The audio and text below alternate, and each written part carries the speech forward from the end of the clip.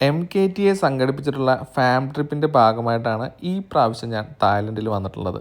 ചുമ്മാ വെറുതെ വന്നതല്ല, തായ്ലൻഡിനെക്കുറിച്ച് കൂടുതൽ പഠിക്കുന്നതിന് വേണ്ടിയും പുതിയ പുതിയ ഡെസ്റ്റിനേഷനെക്കുറിച്ച് മനസ്സിലാക്കുന്നതിന് വേണ്ടിയുമാണ് ഈ തവണ ഞാൻ തായ്ലൻഡിൽ വന്നിട്ടുള്ളത്.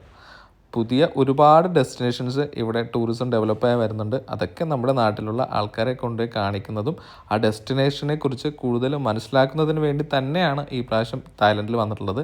അതിന് അവസരം ഒരുക്കി തന്നത് MKTA ആണ്. കൂടാതെ ഇവിടുത്തെ ടൂറിസം അതോറിറ്റി ഓഫ് തായ്ലൻഡ്, അതായത് ടാറ്റുമായിട്ട് ഒരു മീറ്റിംഗ് കൂടി സംഘടിപ്പിച്ചിട്ടുണ്ട്. അപ്പോൾ അതിലും പാർട്ടിസിപ്പേറ്റ് ചെയ്യുക, കൂടുതൽ കാര്യങ്ങൾ മനസ്സിലാക്കുക, ഗവൺമെൻറ്റിൻ്റെ അംഗീകൃതമായിട്ടുള്ള കാര്യങ്ങൾ അല്ലെങ്കിൽ അവരുടെ ഡിപ്പാർട്ട്മെൻറ്റിലുള്ള ആൾക്കാരുമായിട്ട് മീറ്റ് ചെയ്യുക, അവരുടെ ഒരു സർട്ടിഫിക്കറ്റ് ആ ഒരു മീറ്റിങ്ങിന് ബന്ധപ്പെട്ട് സർട്ടിഫിക്കേഷനൊക്കെ ഉണ്ട്. അപ്പോൾ അതുപോലത്തെ ഒരു കോഴ്സ് ഓറിയൻറ്റഡ് ആയിട്ടുള്ള പ്രോഗ്രാം എന്ന് പറയുന്നതിനേക്കാൾ ഉൾപ്പെടെ ഒരു സർട്ടിഫൈഡ് ആയിട്ടുള്ളൊരു മീറ്റിംഗ് ആണ് അവിടെ നടക്കുന്നത്. അപ്പോൾ അതിനു വേണ്ടി കൂടിയാണ് ബെസ്റ്റ് ഏഷ്യയുടെ ഈ വണ്ടിക്കാണ് നമ്മൾ ഫുള്ള് പോകുന്നത്. കിടിലം വണ്ടിയാണോ, പറയാതെ വയ്യ. ഡബിൾ ട്രക്കറാണ്.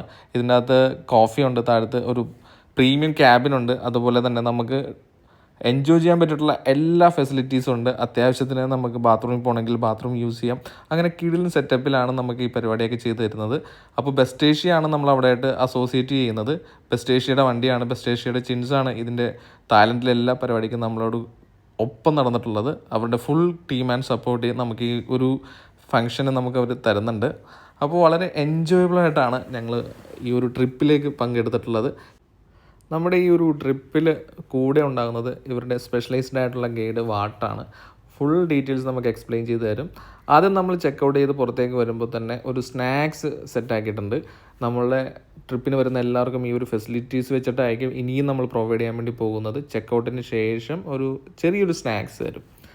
ഇത് കാണുന്നത് ബാങ്കോക്ക് സിറ്റിയാണ്. DMK എയർപോർട്ടിന് പുറത്തേക്കാണ് നമ്മൾ വന്നിരിക്കുന്നത്. അപ്പോൾ നമ്മൾ പട്ടായയിലേക്ക് പോവുകയാണ്.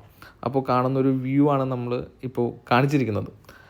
ബാങ്കോക്കിൽ പ്രധാനമായിട്ടും 2 എയർപോർട്ടുകളാണ് ഉള്ളത്. ഒന്ന് സുവർണഭൂമി എയർപോർട്ടും ഒന്ന് DMKയും. നമ്മൾ DMKയിലാണ് വന്നിട്ടുള്ളത്. ഇവിടുത്തെ ഏറ്റവും തിരക്കുള്ള എയർപോർട്ട് സുവർണഭൂമിയാണ്. അവിടെ ഇൻ്റർനാഷണൽ ഫ്ലൈറ്റുകളാണ് കൂടുതലും ഹാൻഡിൽ ചെയ്യുന്നത്. ചെറിയ ഡൊമസ്റ്റിക് ഫ്ലൈറ്റുകളുണ്ട്. പക്ഷേ DMKയിലേക്ക് വന്നു കഴിഞ്ഞാൽ ഇൻ്റർനാഷണലും ആൻഡ് ഡൊമസ്റ്റിക്കും മെയിൻലി അവർ ഹാൻഡിൽ ചെയ്യുന്നുണ്ട്. പക്ഷേ ബഡ്ജറ്റ് ഫ്രണ്ട്ലി ആയിട്ടുള്ള എയർലൈൻസാണ് കൂടുതലും DMKയിൽ ഹാൻഡിൽ ചെയ്യുന്നത്. അപ്പോൾ നമ്മുടെ വണ്ടിയുടെ സെറ്റപ്പൊക്കെ കണ്ടല്ലോ. നമ്മൾ ഡബിൾ ട്രക്കറിൽ നിന്ന് പുറത്തേക്ക് ഇറങ്ങി വരികയാണ്. ഡ്രൈവർ ക്യാബിനാണ് കാണുന്നത്. വളരെ എൻജോയബിൾ ആയിട്ടുള്ളൊരു ജേണി ത്രൂ ഔട്ട് ഈ ഒരു വണ്ടി നമുക്ക് തരുന്നുണ്ട്. കിടിലം വണ്ടിയാണ്, പറയാതെ വയ്യ.